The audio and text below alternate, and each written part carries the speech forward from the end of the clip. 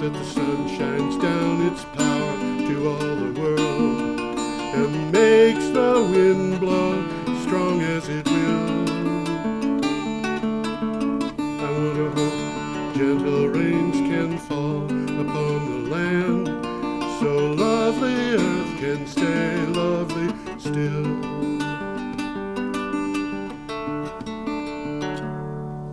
Hello, ladies and gentlemen. Welcome to Energy Week. Today is the 19th of March, the first day of spring. Unfortunately, because of the coronavirus, BCTV studios have been closed. I had originally thought that it would be a good idea to work the Energy Week show with Tom Fennell via Skype, but Tom isn't prepared to do that quite yet. Hopefully he'll be on with next week, and we'll be able to continue it. I'm sorry to say that Tom is not going to be involved in this because I think everybody will miss him. But nevertheless, I'm going to go ahead and provide an Energy Week show for you, I hope. We're starting on the 12th of March. Today is the 19th, and we always start a week before. That's why it's called Energy Week. And we start with a photograph of pump jacks. The pump jacks are the devices that are used in conjunction with pumping oil out of the ground. And sorry, I should say first of all, the Energy Week comes from my blog, geoharvey.com. People who have been familiar with watching Energy Week in the past would know that. You can go to energyweek.com and find the stories that I'm talking about by looking at the calendar, clicking on the date of the story. The first stories are appearing on the 12th of March. The date on the calendar, which is on the left side of the screen. Our first story comes from CNN, and it is titled, "The Oil Industry Doesn't Want to be Bailed Out by Trump." This is from CNN. And the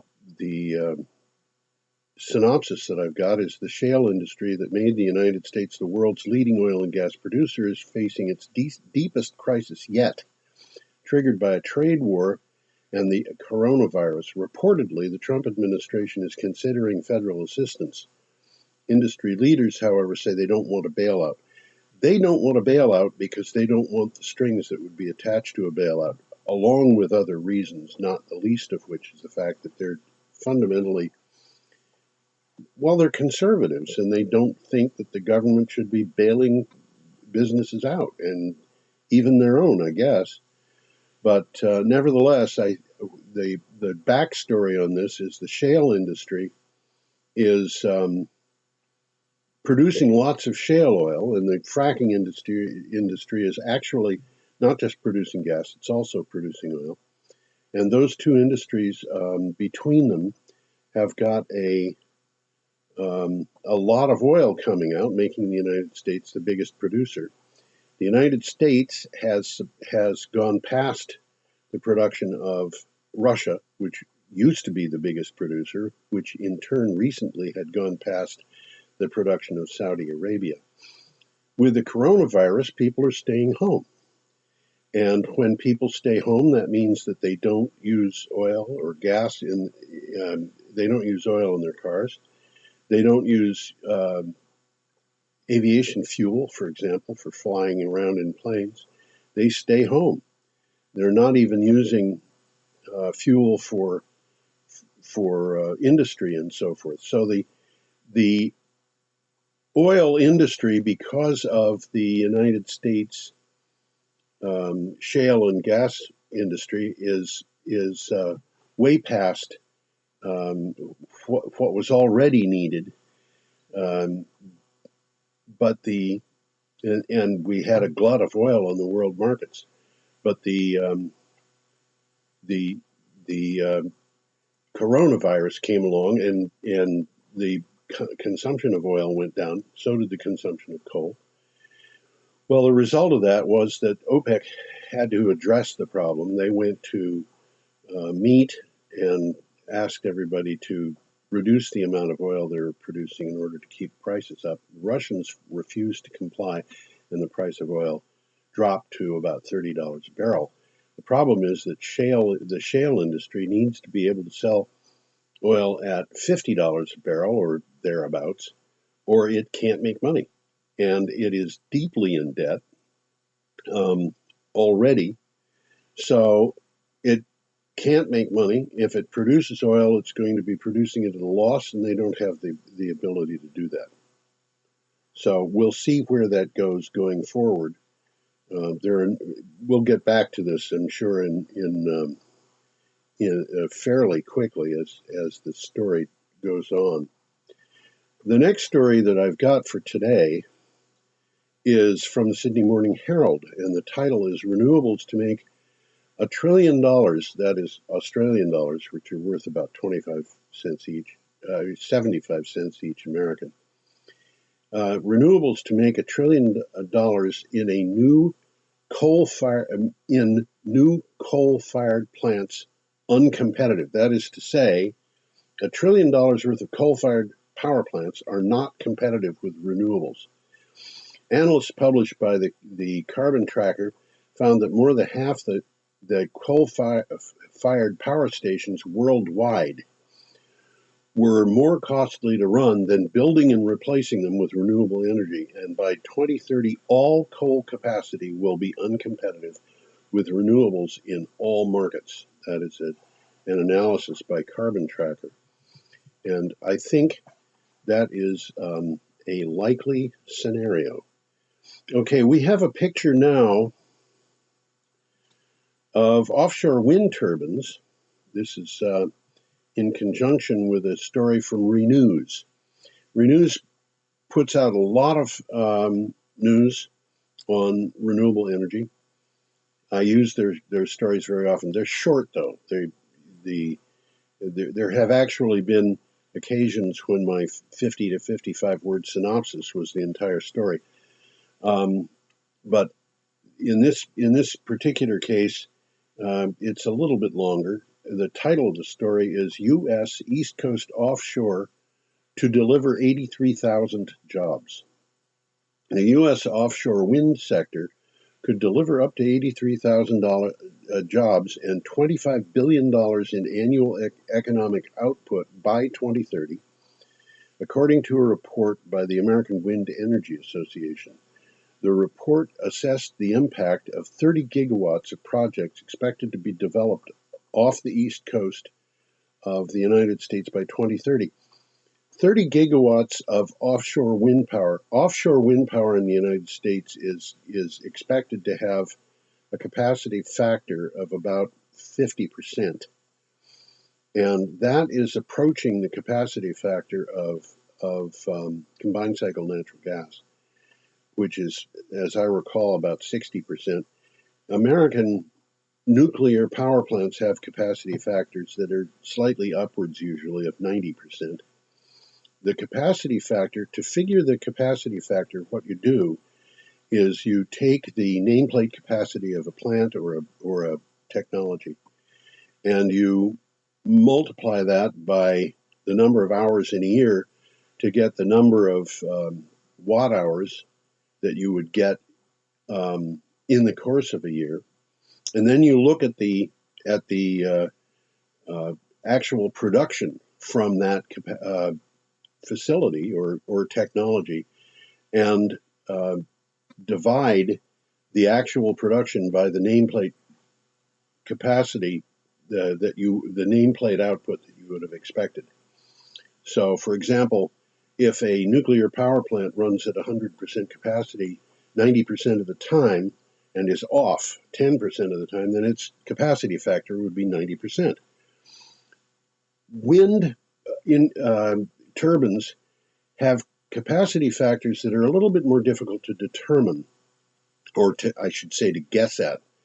It's easy enough to measure their output and find out what the actual capacity factor is, but the wind turbines, particularly offshore wind turbines, tend to run almost 100% of the time. That is, they'll run 98% of the time, typically. The problem is that the wind doesn't blow at the speed at which they will produce their maximum output.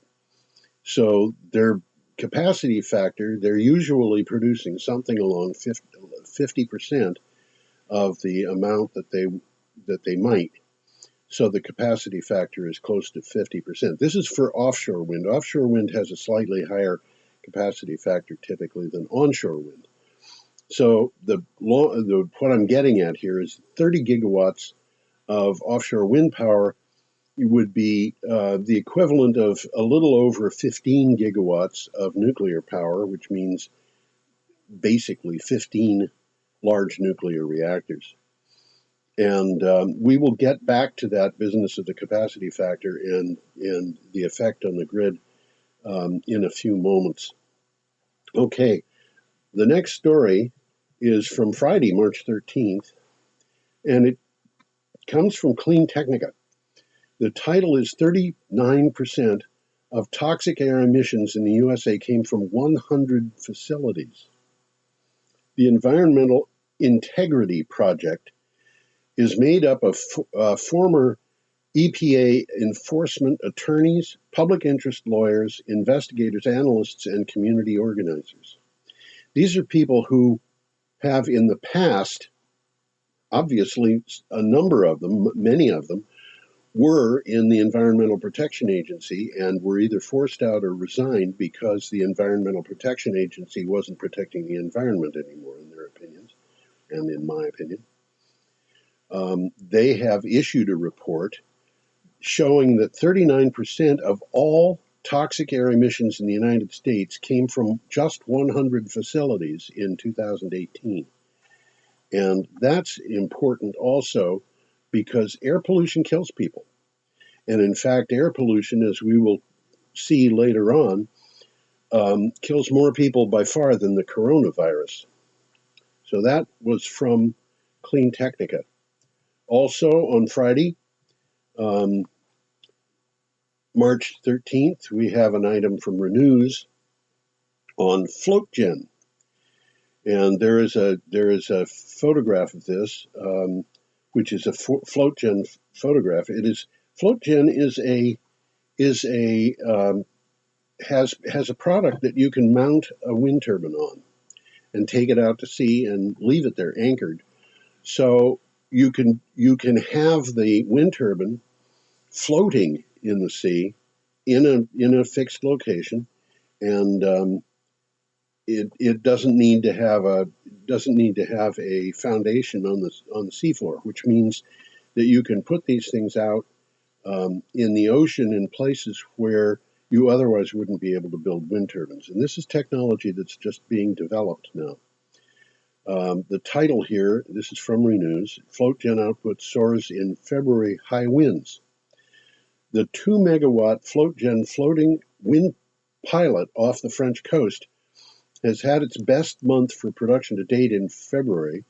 Ideol, or Ideol, I don't know how that's pronounced, IDEOL, which developed the floating foundation, said it achieved a capacity factor of 66.3%. This is the capacity factor that I was just telling you about. 66.3% is actually very close to, or possibly higher than, it is higher than some natural gas, combined cycle natural gas power plants. So this is a pretty good capacity. It produced 923.2 megawatt hours of clean electricity. The time availability stood at 95.7%. That means that it was actually running 95.7% of the time, but it was not running at full speed, obviously, that much of the time. Okay, our next item comes from oilprice.com. An interesting site for information on energy, general energy. It's not all about oil. And the title of this particular piece is "The U.S. is ramping up its wind power production. While solar power projects have become supersized, The size of wind turbines has also grown rapidly. In particular, the growth of the size of wind turbine blades over last decades have greatly transformed the power industry for the better, producing much larger, what are called swept areas. The swept area is the area that if you go edge to edge on the wind turbine blades, that they run in a circle, and if you figure the diameter of that circle, or if you just take the wind turbine blade and plus the amount of the hub that is there, you can figure out the size of the swept area. It's just the circle that the thing will run in. And that swept area is very important for determining the output of the wind turbine. So there is what they're doing is they're building bigger and bigger blades. I don't think this article actually mentions it, but it is a problem that, and it's a problem that's being talked about. These blades don't last forever. They're made of fiberglass generally, and when they are broken or otherwise damaged to the point where they can't be used anymore, they have to be disposed of, and they don't exactly fit on the schedule of landfills very well.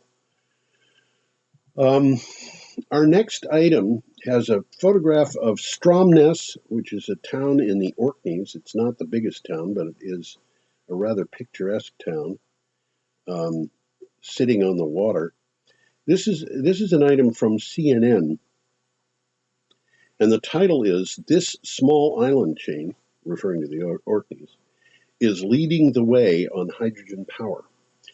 The Orkneys are a group of islands just north of Scotland, and they are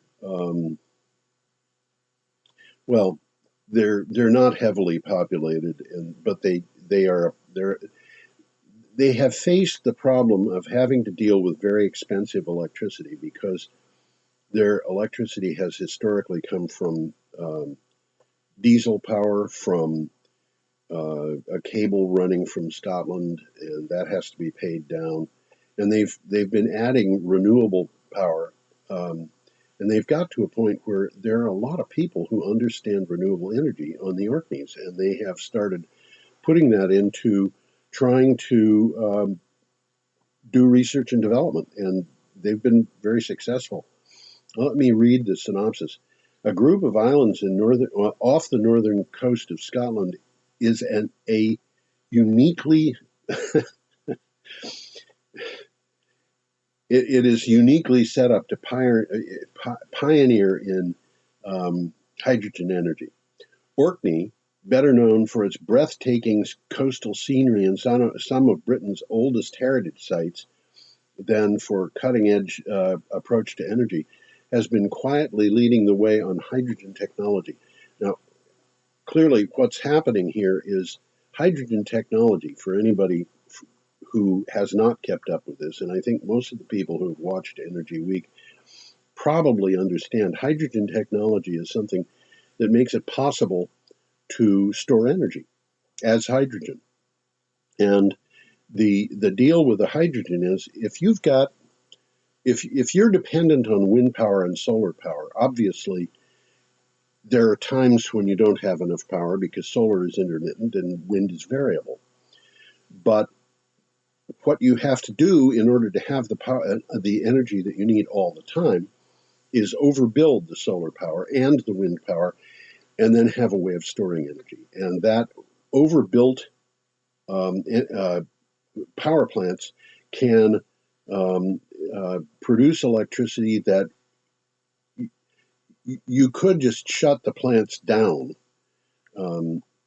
But what you really want to do is have them run whenever they can. And that the excess energy, because you cannot put on a grid more energy than the demand.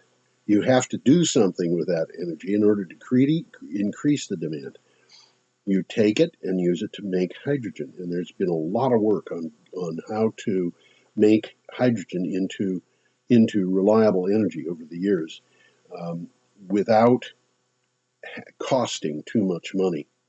And the result of that is that in the last few years, the cost of producing hydrogen has declined. Now, that hydrogen can be used for all kinds of purposes. It can be burned to make energy to heat a house if you had a house set up for that, or drive a car, or provide electricity. It can also be put through a cell fuel cell device to get electricity. And aside from the fact that hydrogen is a little difficult to store because the molecules are so small that they'll actually fit between the molecules in a steel alloy and they'll just work their way through. So if you have a bottle of hydrogen and you come back in 10 years, it's going to be empty. Anyway, the on the short term, storing it is not too bad. And if you've got lots of renewable energy, you can make hydrogen, and that means that you don't need fossil fuels at all. People are building airplanes that run on hydrogen, and we've talked about that. Anyway, the Orkneys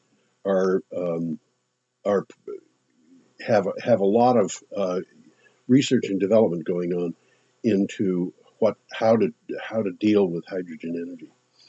Okay, the next item is entitled "Wind Plants Can Provide Grid Services Better Than Gas Hydro, Easing Renewable Integration." And this is based on a study that was done by CAISO. Now, CAISO, C-A-I-S-O, is the California, what they call an ISO, which is an independent operator. Basically, the grid is operated by these ISOs. We have an ISO in New England, and the ISO is in the position where it has to balance demand as the demand appears with the supply, and that balance puts you into if you've got too much supply, you've got to create a demand, or you've got to shut something down. And this is something that this is not new. This is not just something that has happened because of renewable energy. You cannot operate a grid with just baseload power. You need to have something else because the baseload power is inflexible. It cannot be ramped up or down to deal with changes in grid demand. So with a baseload paradigm, you have peaking plants, which produce very expensive electricity in some cases. And as the baseload power plant cannot meet demand, those peaking plants and other types of plants that come on for short terms come online, producing high power at higher cost. In other words, renewable energy needs backup. Wind doesn't always blow, the sun doesn't always shine. It's getting to be boring to hear it. So we have batteries, we have pumped hydro. Hydro doesn't have that problem, and neither does geothermal. But, we've got to have backup power for renewable energy. Well, they need backup power for baseload power too. And it happens that right now the backup power for baseload power is more expensive than the backup power for renewables in many or most cases. Here what's happening is the California ISO says this: the wind plants have a potential to provide grid services that match those of gas plants or hydroelectric facilities. The California Independent System Operator, CAISO, has found in a test wind provided services at least as well as conventional power plants. Okay, that addresses the question of can we depend on something if the wind doesn't always blow? Can we depend on it? Well, there is an answer to that, and that is the wind always blows. I had mentioned that the amount of time that a wind plant might be generating is something, might be 98%, but more to the point, if the wind isn't blowing in Central California, it's blowing in Southern California or Northern California, or both. And it never shuts down everywhere all at once. So they tested this to find out about, we are moving to a new paradigm. We're moving to a point where baseload power is not going to be our primary source. In fact, in the end, it's not even going to be a secondary source, because it's not going to be a source unless the baseload power is renewable. And I'm going to exclude nuclear for a very simple reason, which is that it's too expensive. Even the nuclear plants that have been paid down are closing down under pressure from natural gas and renewable resources. And now natural gas is being uh, the renewable resources compete successfully with natural gas. Anyway, that was from Utility Dive. Now we have a photograph which is just entitled Energy Transmission. It is more of those pump jacks and a wind turbine. And this goes with a story from Green Tech Media. And the title of it is, Could the Oil Price Collapse Drive in More Investments into Renewables? Okay, this is kind of counterintuitive.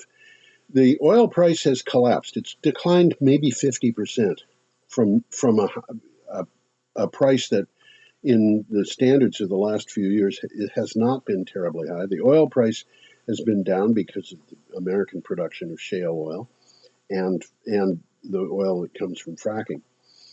And what they're asking is, as the price of oil goes down, are we in a situation where the law of supply and demand really doesn't work quite the way you expect it to? We would expect that as the price goes down, people will buy more oil. But for a number of reasons, that may not be the case. And in fact, what this says is low oil prices will test the resolve of the majors' energy transition plans. But analysts expect the company's long-term commitments to decarbonization and renewable energy to remain intact. It might even speed up the transition if they aren't going to find any profit in oil. And at $30 a barrel, a lot of American companies are not going to be finding profit in oil. Then they've got to move to something else. It's just a matter of economics. If they can't make money on oil, they're going to have to make it some other way. They have thought about making money on plastics, because plastics are based on oil, a lot of them. But that, I think, is not necessarily going to work. That story and the two before it were both from Saturday, March 14th.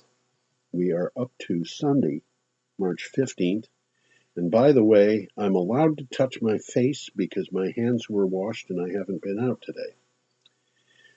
Okay, Sunday, March 15th, we have an item from WKOW. The title is A Step in the Right Direction. More UW campuses are moving off coal. UW is the University of Wisconsin. The Platteville campus of the University of Wisconsin is transitioning away from coal this month. A total of 8 UW campuses are doing so, and they include Superior, Eau Claire, Stout, River Falls, La Crosse, Oshkosh, and Stevens Point. They are all moving toward sustainable energy. A lot of the reason for that is because of pressure on the universities from their faculty, the students, and so forth, to reduce their carbon footprint. A lot of it is because they know the coal is producing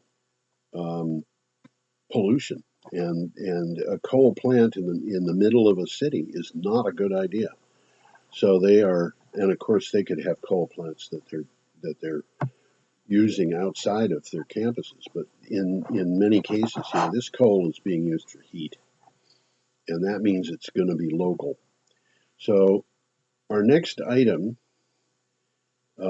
has a picture of a grizzly bear in Canada.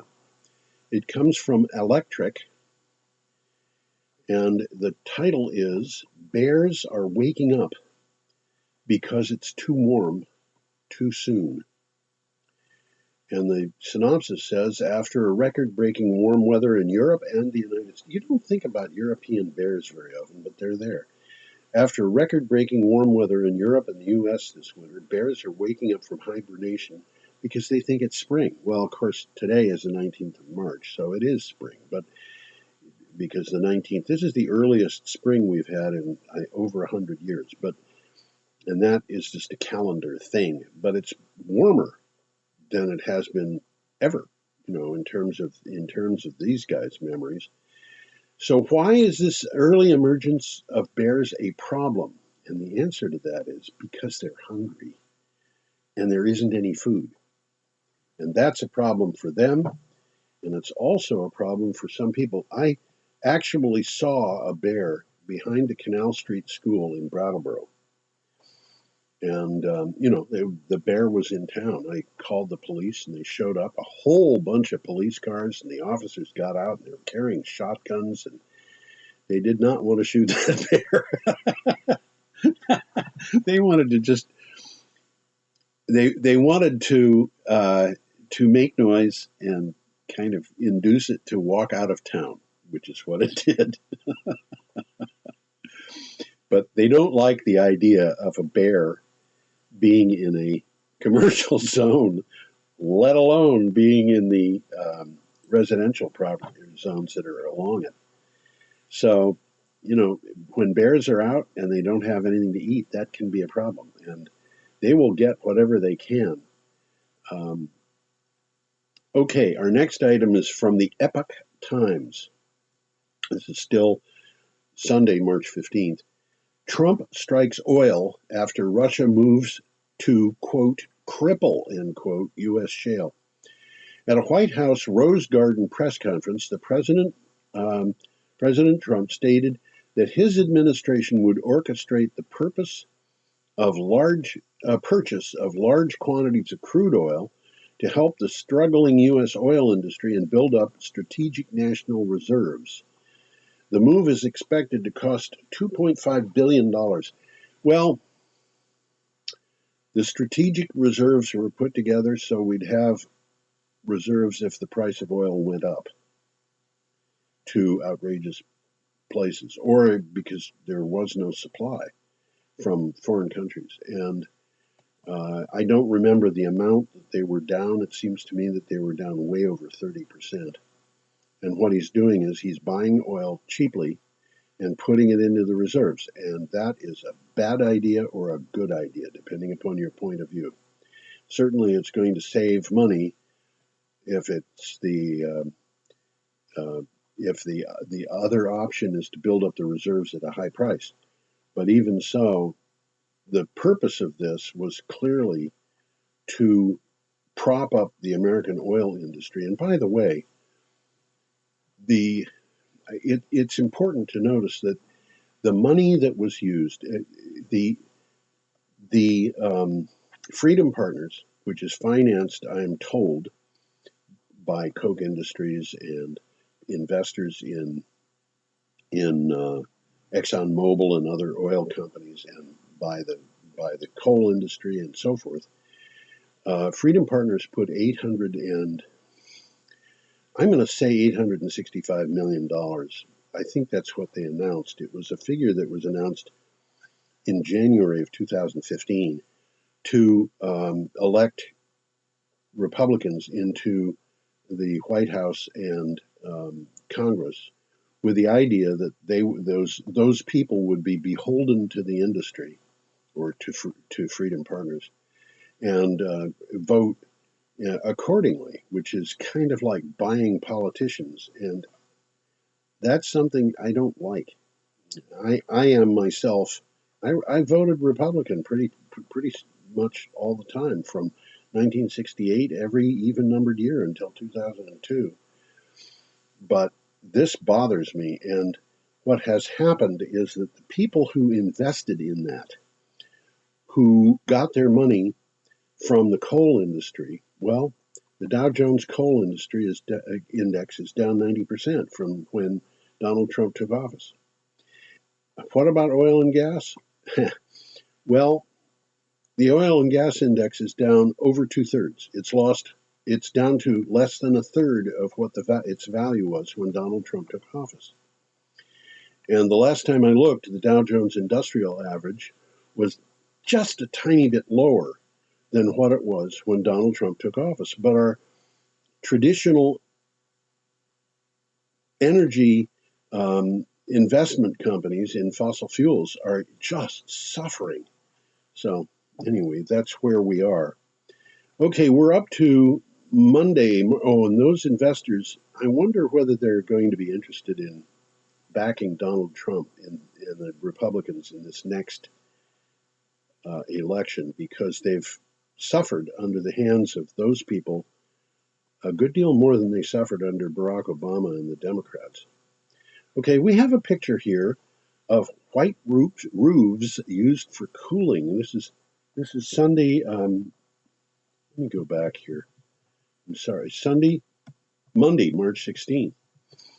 White roofs used for cooling on the island of Santorini.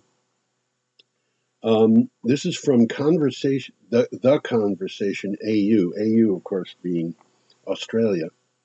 The title is "We Must Fight Climate Change Like It's World War III.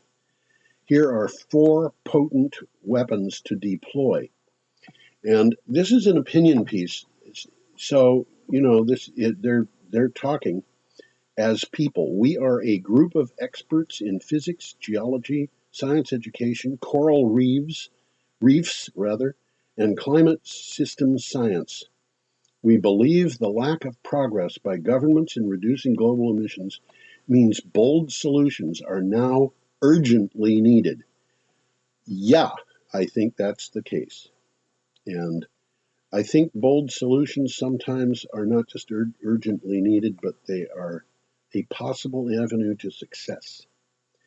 And when people have asked me, do I think that we can pull off dealing with climate change, I have in the past said, read about the Battle of Midway, because the Americans went out to that battle outnumbered in every category.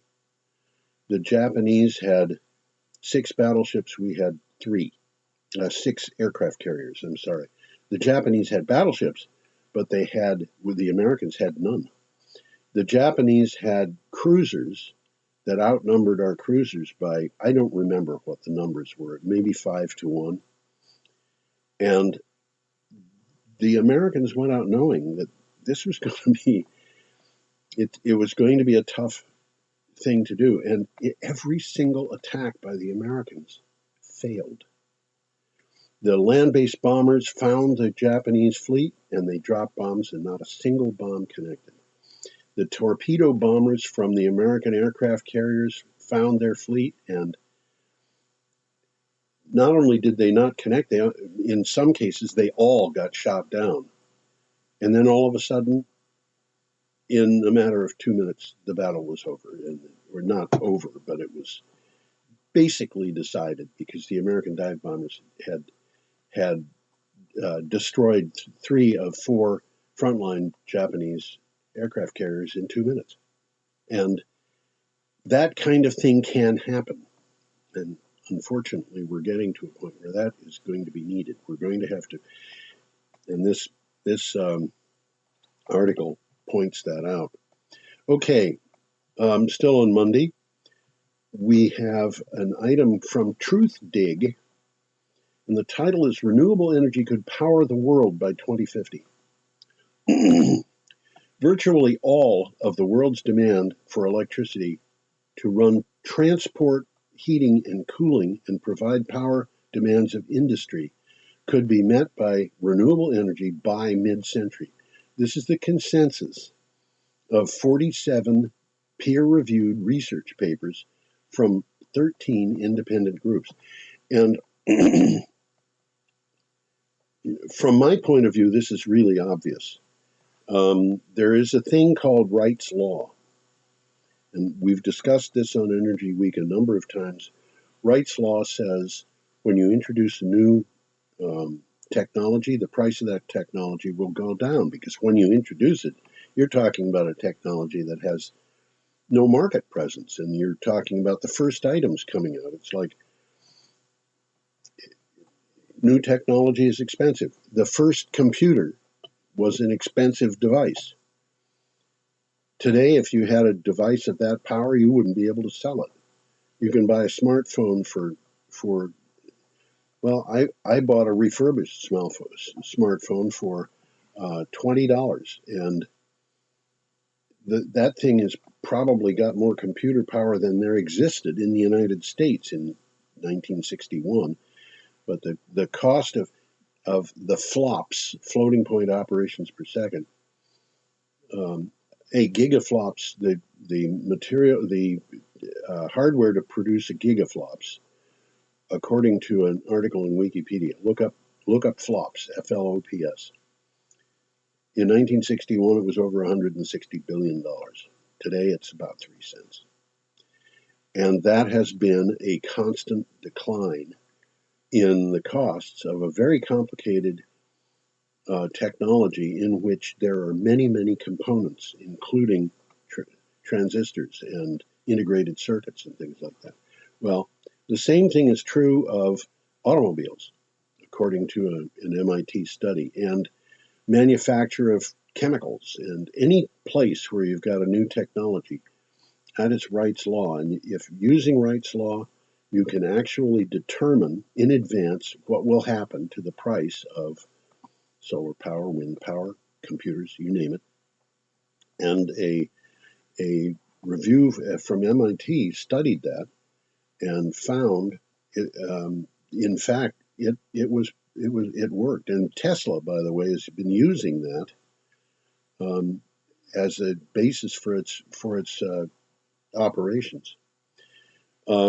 Okay, we are now still on Monday, March 16th. We have an item here that is from BW Business World. And there's a photograph here of women carrying coal. These poor women. Look at the amount of coal they've got balanced on their heads in baskets. It's amazing. The title is Coronavirus Outbreak. Coal import declines 14% to 17 million tons in February. India's coal imports registered a decline of 14.1% to 17.01 million tons. That is TONNES, which is metric tons. And a metric ton is about 1.1 short tons that we use in the United States. In February, in the wake of the coronavirus outbreak, according to industry data, the overall trend in coal imports has been increasing until the coronavirus pandemic, and then all of a sudden it started to decrease. We're going to get more back to that again in just a moment, and we will be talking more about the coronavirus. The next item, which is from Tuesday, March 17th, this came from CNBC, and the title is U.S. solar installations shot up last year, but coronavirus could have an impact going forward. Now, this shows you the downside of the coronavirus and the limitations on coal. China uses a lot of coal for its electric power, and that electric power, among other things, is used to manufacture solar panels. A report by the Solar Energy Industries Association and Wood Mackenzie Power and Renewables says that almost 40% of U.S. generating capacity added last year was solar. 40%. And that doesn't, you're looking at just solar here. Much of the rest was wind power. The SEIA is monitoring changes to the industry that the COVID-19 pandemic could cause. Now, the word that I'm getting from people who are in the industry is that, the people I've talked to, they say the solar panels are there. They can get them. But of course, that's just a few people I'm talking to, and it really doesn't say what's going on in the world at large. It's what's called anecdotal evidence. It's anecdotal evidence. It's like the woman who said, "I can't believe that Richard Nixon was elected." Everybody I knew was for Who was it that they were for? I don't remember. My mind doesn't work as well as it used to. Okay, we have an item here that is from Power Technology, and it is illustrated with a picture of solar panels. And the title for it is NYSERDA selects Borealis solar projects under request for proposal. Just four solar projects of Canadian renewable energy company Borealis were selected by the New York State Energy Research and Development Authority, which is abbreviated to NYSERDA, under a solicitation. You know, it's refreshing to have an acronym that doesn't mean anything. Okay, under a solicitation that took place in 2019. One project is Greens Corners at 120 megawatts, and the others were each 3 projects of 19.99 megawatts. Why didn't they make it 20? I don't know. Anyway, that's Power Technology, and that is from the Tuesday the 17th. We're still at Tuesday the 17th, and we have an item from the BBC, which is entitled "The People Cleaning Up the Oil Spills of the Amazon." And it says, for decades, pits of waste crude have dotted the Amazon rainforest in northern Ecuador. Now people are using resilient plants, fungi, and bacteria to try to clean them up. Bioremediation uses living organisms like plants, fungi, and microbes to break down several pollutants, including crude oil. I do that every day, and I've done that every day for years, so don't be concerned. That was from the BBC, and basically what has happened here is that there was oil pumped, drilled, whatever, in the Amazon, and the companies that did it just left ponds of crude oil. I'm covering my mouth so you don't get this, by the way. Okay, we are up to Wednesday, March 18th. We have a picture of pollution in China. This is from CNN, and there were a couple of really interesting items that day. This one is titled, "China's coronavirus lockdown curbs deadly pollution, likely saving the lives of tens of thousands of people," according to one researcher. The drastic measures enforced by China during the coronavirus outbreak have greatly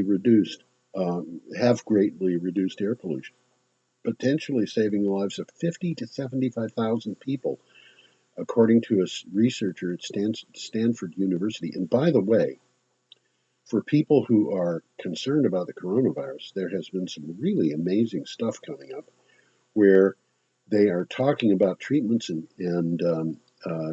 that really reduce the effects of the virus that are currently being tested on human beings in China. One of them is a medicine that already exists and has been tested for something else. I don't remember what. I don't know that that'll appear in Energy Week next week because it appeared today, but it wasn't energy that they were talking about. So I don't know. Maybe I should include something. But the long and the short of this particular article is the coronavirus is going to be very likely saving lives because of the responses to it. And today, in the news, Donald Trump said that he was going to deal with the coronavirus on a wartime footing. I think he should have done that with climate change. Maybe he will. You never can tell. Our next item is titled "A Red State Template for 100% Renewables." Utah bill unites Rocky Mountain Power, cities, and activists. This is from Utility Dive. Utah got approval from the legislature made up 80% of Republicans, 80% Republican, and the legislature moved more than a third of the state's population will be 100% powered by renewables in 2030. That is a Republican, and this is a pattern that we've seen elsewhere. Conservatives are looking at renewable energy. They're looking at climate change, and they're saying this is not good for business. You know, if everybody dies, it's not usually very good for business. So let's do something about it. Well, everybody isn't going to die from climate change, I don't think, but in truth, a large part of this is the fact that renewable energy is so cheap compared to more traditional energy sources that it does not make sense not to go to renewable energy. Anyway, this particular article is from Utility Dive. And finally, there is one of those articles that Tom Fennell just loves. He loves articles that have a lot of pictures. And there is a picture here, and the title that I have on the picture is Diversity, hard hats, pipelines, waste isolation, and pumping oil. And of course, they all refer to they all refer to energy. And it's conceivable that as I think about it, it's probable that at least one of those I misinterpreted what I was seeing. But there were this is from pictures on a billboard, and this is from DeSmog. A faltering fracking industry on the verge of a bailout mixes patriotism and oil in the Permian Basin. Abundant signs across the Permian Basin, one of the most prolific oil and natural gas displays in the U.S., suggest that supporting the oil industry, that's one of the largest contributors to the climate crisis, is a matter of American pride. And in fact, I think that's the case. It is a matter of American pride. This is a type of thinking that goes back to before I was a kid. You know, the oil industry was going to, and it did. It promoted success in the United States, particularly during the Depression when people were economically in trouble. The oil industry was one of the places where people could make money and they could make life easier for the people around them. The problem that they didn't realize at that time was, of course, that the oil industry was going to have its own a price for our dependence on it that we probably would not be involved in if we knew what was going on. I mean, in terms of climate change. Climate changes to the climate resulting from burning fossil fuels were first suggested, I think, 125 years ago. And by the 1930s, there were scientists who were aware of the fact that this could be going on.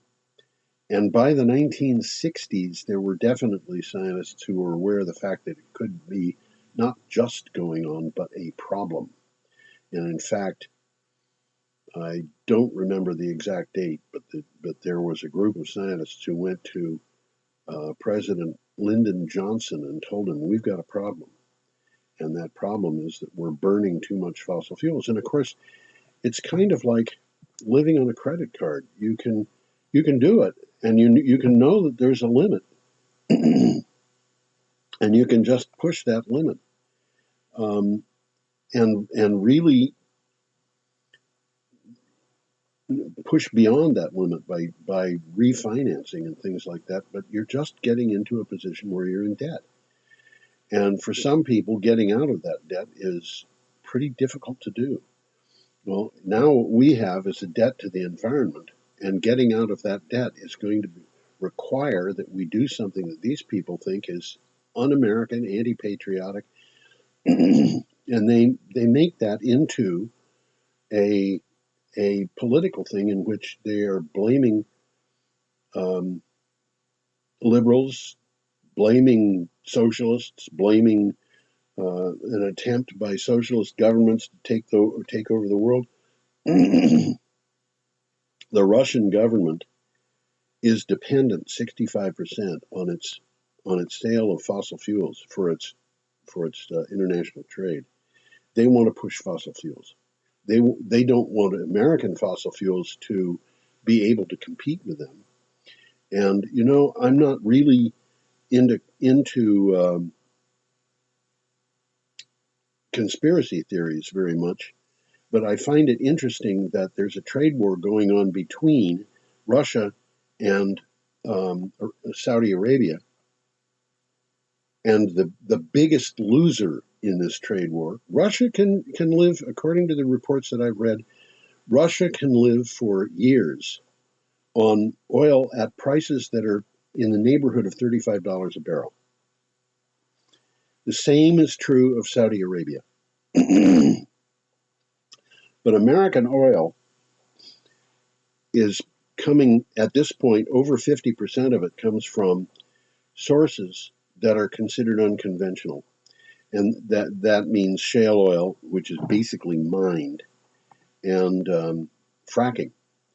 And that unconventional oil is expensive to produce. And when it goes to market, at least the shale oil, goes to market at prices that are well below the prices of good quality crude oil that's just pumped out of the ground, because it's of lower quality. And it has side issues. For example, it's full of sand. I shouldn't say full of sand. It has sand in it. It's very thick. It has sand in it. And the sand abrades the insides of the pipelines. So the pipelines don't last as long as you might want them to. And there are a lot of problems there. And the shale oil industry and the fracking industry are both built on a great deal of debt, which the Saudis and the Russians are both aware of. And my bet is, I don't know that they did this as a conspiracy, but my bet is that privately, the Saudis and the Russians are both saying, yeah, well, it hurts us a little bit, it hurts the other guy a little bit, but the people it really hurts are the Americans. And my bet is that Vladimir Putin just loves that. Anyway, I have come to the end of the rope, as they say, on this particular item, this particular Energy Week. There is a Energy Week final slide, and I don't have on the computer in front of me what it says. But it says, you should have a wonderful week. And next week, hopefully, I'll be able to work with Tom Fennell and get the Energy Week show operating. I think we're going to do it over Skype, which means I will do it at home and Tom will do it from his home, and then Brian and the other people at BCTV will take the Skype material and put it into a something that can be broadcast. Anyway, have a lovely week, and I hope that you come back next time, and so do we. Bye.